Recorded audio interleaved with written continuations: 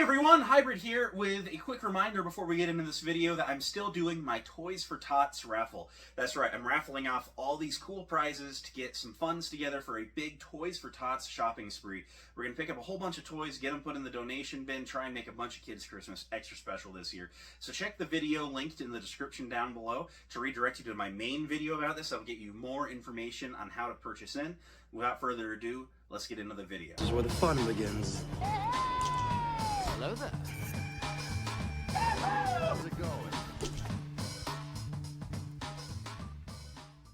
Hey everyone, Hybrid Toy Reviews here, and today we are taking a look at the Star Wars The Black Series First Order Multi-Pack. This is a Galaxy's Edge exclusive. It's been out for a little while now. It's actually been liquidated at the parks and able to be found for a pretty good price. I was actually able to get this thanks to a good friend of mine and the channel, Kylo's Creations. If you ever just want to talk to Cutie Patootie about some awesome 3D printing, he is definitely the guy. Go check him out on Instagram. Absolutely love Kylo. And with that said, let's go ahead and jump into this review. This is a really cool looking pack, and I'm just excited to finally put some more First Order on the shelf. Let's go.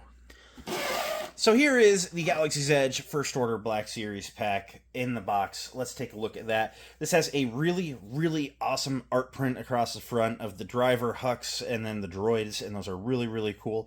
There's a First Order symbol up top. There is a nice border, red on this side, gray around the rest. You have their names being First Order AT-AT Driver, R5 Astromech Droid, Mouse Droid, General Hux. There's a warning, a 4+ up top. Similar aesthetics with the red and the First Order logos, and then just the gray on the side. Gray on the side on this side, gray on the side on this side with their names. The bottom features your barcode, your legal stuff. Around back features little artworks of them and a price tag, which you would see in the park. First Order AT-AT Driver, R5 Astromech Droid, Mouse Droid, and General Hux in that order. Pause and read whichever language best applies to you. If you care to read any of these bios, you probably get the general idea on all these, though. More legal stuff going on there. And there's actually a really cool feature with these where you can Velcro open the side and you see your figures in the tray, looking oh so good. I do really actually like the presentation here. And then over here you get a bio about the First Order, and again, those artworks. So, really fancy packaging. Nothing really to write home about other than that. It's what you'd expect. It's just a little doctored up because, you know, theme park souvenir. With that said, let's get them out of the box and see what we're getting here. So here's our figures out of the box. We'll start by taking a look at the accessories. So as far as accessories, we can only get two, and they're the same thing with a minute variation, being the First Order pistol. Now, the driver comes with a all-black pistol, and it is a sculpt that we have seen many times before in the line.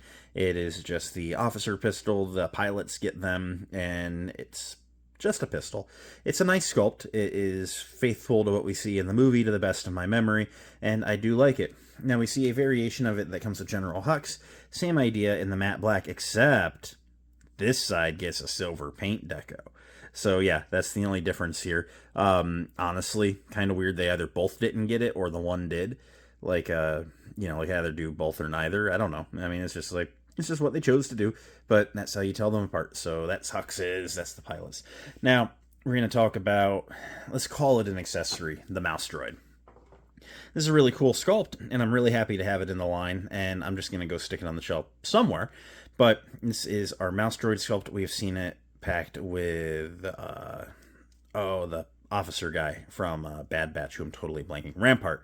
We've seen it repacked with Rampart, so it is a little more available to those in the main line, and it may have been somewhere else also. I don't promise that, but I know for sure Rampart. But this is really well done. It's in a dark gray plastic with a nice wash and some silver scuffs all over it. Looks nice and beat up, like mouse droids generally are. It does have working wheels, and it looks the part. It looks like a mouse droid. So yeah, it rolls, and with that, let's roll on into the rest of the review. We'll take a look at the First Order R5 unit. This throws me a little bit. I don't know that I like this inclusion.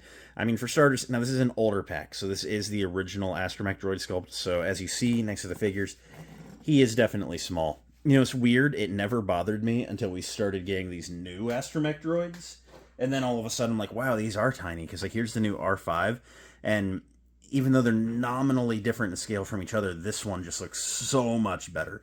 I used to be a defender of the old sculpt, but in hindsight, like, yeah, it was definitely wrong. So it looks good, and I think I'm just going to put it with my Imperials. You know, it is just black with some silver and red accents. Didn't even give them a name. But the thing that gets me is they didn't really use astromech, at least our unit astromech droids in the sequel trilogy. At least the First Order didn't. Like, they used the BB units, the ball astromech droids. And this would have been the most amazing opportunity, with Hux being in all 3 movies and the AT-AT driver not being in any movie, but the AT-ATs only making an appearance in The Last Jedi, to reuse the body of BB-8 and make a new head and do BB-9E. Why do we not have BB-9E in the line yet? This would be the way to do it. Like, BB-9E in a First Order multi-pack that you have to get at the park? Sign me up. But they elected not to do BB-9E. They just repainted an astromech droid into a generic bad guy astromech droid. So, it is what it is. It has everything that you would expect. The head rotates, which makes the third leg crank down. We'll go ahead and run through that right quick. It has a pivoting foot there, the feet pivot there and at the shoulders. And then, if you would like to pose the head in some way other than straightforward, it does ratchet. So now that it's all the way up, here it clicks. You're not breaking anything. You're not stripping anything. That's how you can get them to look to the side or behind or anything you want. And so you just have to spin it around. It features the opening 2 doors in the front. And the interesting thing is, again, repaints and stuff, but they really skimped out on some deco. And again, I mean, it's not canon, to the best of my knowledge. The First Order didn't use traditional astromech droids, but these have always been painted silver. These are just in black plastic this go around. I'm like, not even like on the claws or anything. Like, it just feels like a lazy addition to the pack. So I'm going to set that over here, and we're definitely not going to call that the highlight of the pack. To get into our main 2 figures, guess how these packs always go. So they give you like 2 really good figures, you know, and then some stuff you don't care about. Let's take a look at the AT-AT driver. Set Hux off to the sides and see our named guy. The AT-AT driver here is actually a really cool design. Again, we don't see them in any of the sequel trilogy movies. They made this design for the Galaxy's Edge Park. However, they did a really cool thing here. From the neck down, it is your First Order pilot body repainted in light gray instead of black. You know, it's a dark gray and light gray instead of black on black. And then the helmet is the new thing here. And they did like they did in the OT and just took a normal Stormtrooper helmet and popped a Rebel pilot helmet over top of it. That is the design aesthetic here, and I really, really like it. It just looks very cool. And if we had seen the pilots in the movie, I would guess that that's exactly how they would do it here. It just looks super nice. It's very reminiscent to the Imperial driver, the Imperial pilot, or like the AT-AT pilot, but just First Orderized. So the helmet is very cool. Features some red First Order cogs on the forehead. Mine appear to be relatively decently aligned. I've seen some where they're a little skewed off, but it's pretty good. A lot of nice sculpt work going on in there with the little like hoses going up from the mouth into the like Rebel pilot helmet. And spin it around. It's got all sorts of little greebles and add-ons and nice gunmetal paint up there. The hoses going down to the chest box are flexible. You won't get a 360 on the head, but you could get all the articulation out of that you would like. And other than that, you know, it's a body that we've seen a few times in the line before. Well, I guess twice, because we had the First Order pilot and then the Special Forces First Order pilot. So this is like a third go for this, even though those are just light repaints. But I do really like the body, even though it is a little dated, but it's like, were they really going to make a whole new sculpt? No, they weren't. So to run through articulation on this guy right quick, again, dated, you're going to see some stuff that you haven't seen in a minute. This pack is also old. It's not a new pack. But ball on a hinge for the head. Allows them to look that far up, that far down. The range is good. You get all the side to side you want, just no 360. You can even pivot to give him some attitude. His arms come up. If you push the shoulder pads in, you can't T-pose. This is as high up as he goes. It's a little unfortunate, but you can 360 at the shoulders. No butterfly joints. This is a few years before that. Single jointed elbows, can't make 90. That is the downside here, but is what it is. I also have a paint scuff there. That's not supposed to be there, but whatever. Swivel at the elbow, 360 on the wrist with the left hinging in and out, and the right hinging also in and out. No up and down. My mistake. Mid-torso ball joint. crunches that far forward, which is very little, that far back, which is actually a nice amount. He can swivel and pivot at the waist. The legs can kick out that far, and that's not even hitting the belt really. That's just where the cut for the hips ends. Not ideal. Legs can go that far forward, not much back. There's an upper thigh rotation, double jointed knees, which can basically kick his own backside, and then the feet can go pretty far down, pretty far forward, and there's a forward-facing pin for rocker, letting you get some decently wide stances with both feet flat on the ground. Again, not amazing, not even great for the time it was in, but there's some nice sculpt work going on, and for a guy that I'm just going to stick on the shelf, you know, at a kind of an attention on a first order shelf, he'll do. He's not like a main trooper. This is more forgivable than the main trooper being garbage. Here we have General Hux. Now, General Hux is very similar in that from the neck down, it's old and there's a new head. So the General Hux that we had in the main line back in the day had his hat. This one does not. And he didn't really wear the hat after The Force Awakens. So I'm okay with leaving him on a Force Awakens shelf. I'm probably going to stick this one on my Last Jedi shelf. But that head sculpt is pretty good. It's not like nailing it, but it's like 90% there. So I'm not unhappy with it. It does the part for me, and I'm generally all right with it. It is photoreal, and you know, from certain angles, like here, like I kind of see it, but then like from dead on, I'm like, eh. He's got some very nice hair sculpting going on. It's just flat, you know, orange. I think it's maybe a little less shaded than it should be, but otherwise, it's a generally decent portrait of the guy. I do generally like it. He has his ginormous Nick Fury trench coat going on. It's a really cool design. Always love a big trench coat. It's very rubbery. Gets out of the way of articulation. You can push it out of the way, and you can see that he's got the tunic going on. For whatever reason, there's a lot of shine going on the torso. I don't know if that's paint or something. That's just what they elected to do here, I suppose. But it looks really good. Nice silver belt buckle there going on. He's got the nice sleeves with your first order symbols on the one shoulder with the stripes around the cuff. The sleeve is just very bare.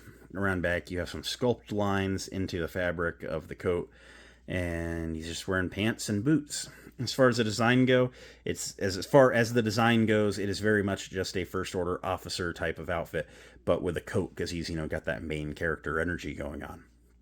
But I do ultimately really like Hux here. And honestly, I did like the character in the movies. I thought that he was a very good, if generic, villain, but I do like him, and I do like the choice of actor in Domhnall Gleeson, and I just really like this figure, so I'm glad to have another Hux for the shelf, especially photoreal, finally. For articulation, again, dated, and it wasn't amazing when it came out, but ball on a hinge for the head allows him to look that far up, and actually noting the hinge on mine seems to be cut in a little crooked. The articulation can still be in there, but yeah, that's a little different. He can bury his head that far down. Definitely some QC. Swivel at the head, a little bit of pivot going on in there, not a ton.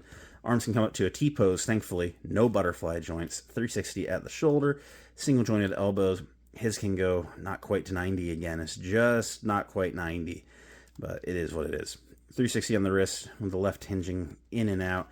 The right hinging also in and out. Not very many up and downs in this era. Mid-torso ball joint allows him to crunch that far forward. It's a little tight. That's not bad. And then that far back, we can work with that. There's, of course, swivel in there and pivot. And the legs can go that far apart, that far forward, actually a little bit back. That's uncommon. And then there's an upper thigh swivel, double jointed knees that can go very, very far. And then the feet can point basically straight down and not much forward, but there's a forward-facing pin for rocker. And those are very snug. The issue with my mainline General Hux, he's unfortunately packed away, is the ankles just floated on him. There was no detents whatsoever. These detents, I don't like how ratchety they are, but on my other one, he just, you know, there was no friction whatsoever. I actually ended up getting him in a standing pose and super gluing his ankles. It was rough. But doing some size comparisons here, while I have some other figures out and about, put the droids up in front. Here is Commander Pyre, who is also basically just a repainted First Order Stormtrooper. This is the Target issue. I never got the Kylo Ren pack. with Kylo Pyre and the Mountain Trooper, because I got Pyre on the store shelves back in the day, and I've very recently gotten the single-packed Mountain Trooper. And here is the First Order Flamethrower Trooper, just to give you a different idea. These guys are all rocking right at about 6 inches tall. The AT-AT driver might be a touch taller. I feel that's fairly accurate. The mouse droid looks pretty good scale-wise, and the astromech droid, as we know, is just kind of rough. It's just how it was. Let's get into the wrap-up. So at the end of the day, what do I think of the Galaxy's Edge Black Series First Order pack? Honestly, it's cool. I am a sequel lover, so I wanted some more First Order figures for the shelf, and I'm not unhappy that I got them. The General Hux, while he generally needs a head-to-toe updated figure, the head sculpt at least is polishing that figure up. The driver, for a park-exclusive character that only needed a new helmet to otherwise be able to be made into a figure, I totally get why they didn't head-to-toe redo the body. A part of me wishes they had, of course, because I think it would make for a better figure. However, I get it, and my expectations were not super high. The astromech droid is definitely the most disappointing part for me. I think it should have been BB-90. It could have been reuse of that body with a new head sculpt, and since everything else in this box got new heads, I just don't get why they didn't do it, but they didn't do it, and maybe they just didn't think about it, but I just hope that it's not out of tooling budget or whatever. And then the mouse droid, I'm just happy to get a mouse droid. I like mouse droids. So I'm super happy to add that to the shelf, always. Anytime I can get a mouse droid is a good day. So, do I recommend it? Yeah, I don't recommend paying the $75 original price, but I think that if you can find it for a good deal, and I got this one for a steal, thank you again to Kylo's Creations, I think that you will be generally happy. I mean, for the price I got, it was basically roughly $10 a figure, and I'm A-okay with that. That's super cool. So, I really like it. But my expectations were reasonable. And I think that's a big thing with collectors, is it has to be perfect, and they can't just... Buying it in 2024, I knew it was going to be 2 2015 body molds and 1 2013 body mold. The bar was not high, and I'm not disappointed. However, I can't be excited in a year where I'm getting figures like the Super Battle Droid. It's just how it is. So these are good additions to the shelf, and I'm super happy to have them. Thanks again, Kylo's Creations. Go check him out. And I'm going to go work on something else. Thanks so much for watching. It means a lot that you did. If you enjoyed, leave a like, comment, subscribe, all that end of video stuff. Don't forget to check out the Toys for Tots raffle. Until next time, may the Force be with each and every one of you, and goodbye.